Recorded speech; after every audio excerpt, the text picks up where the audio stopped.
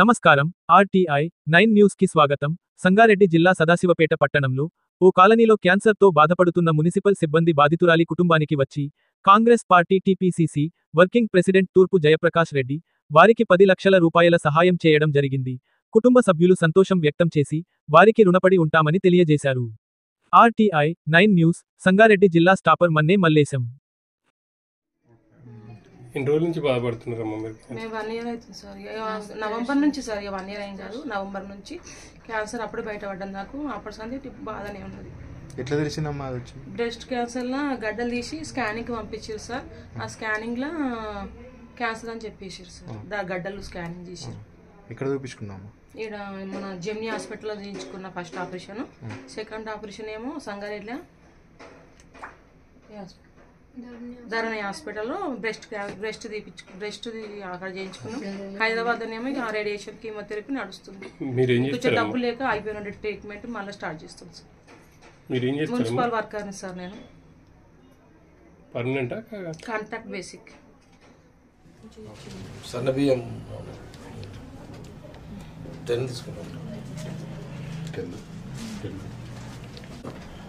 Satisfaction ఉండాలి. మస్తు తిన్నాం సార్. నేను మున్సిపాలిటీ ఎప్పుడు వచ్చిన పైసలు కానీ ఎప్పుడు మీడియం దొరకరాలేడు. ఇది ఏంటంటే వేరేలకు ఉదాహరణ కావాలన్నట్టు చేస్తుంది సార్. చెప్పిన ఆమె కూడా చెప్పిన మీడియాని పిలుస్తామా, నీది సమస్య కాదు, ఇది పోతుంది. ఇది మళ్ళీ కాంగ్రెస్ గవర్నమెంట్ నిన్నప్పుడు సీఎం విన్నాడు. అట్లా ఏదన్నా ఇంకేదైనా ఫర్దర్ సీఎం కూడా యాక్షన్ కూడా ఆస్కారం అంటే తెలవాలి కదా పథకం.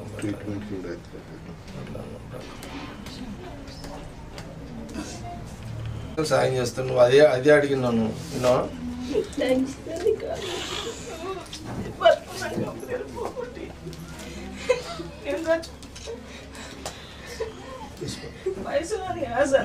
గొప్ప మా ఇంటికి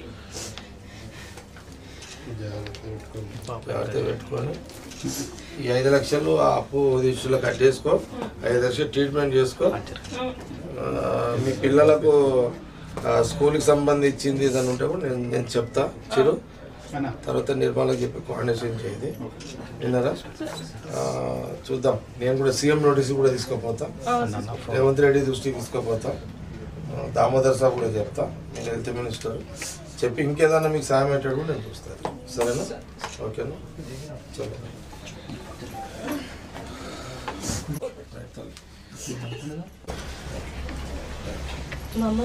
అదే అమ్మన్నా. అచ్చా అమ్మ లేవమ్మా సార్. అచ్చా మీ అమ్మన్నా చూసుకోండి, జాగ్రత్త. నవీన్ చూసి ఫోన్ చేసి తెలిసిపోయింది సార్. అందరికీ నవీన్ చూసిన ఫోన్ చేసి బయట వచ్చిన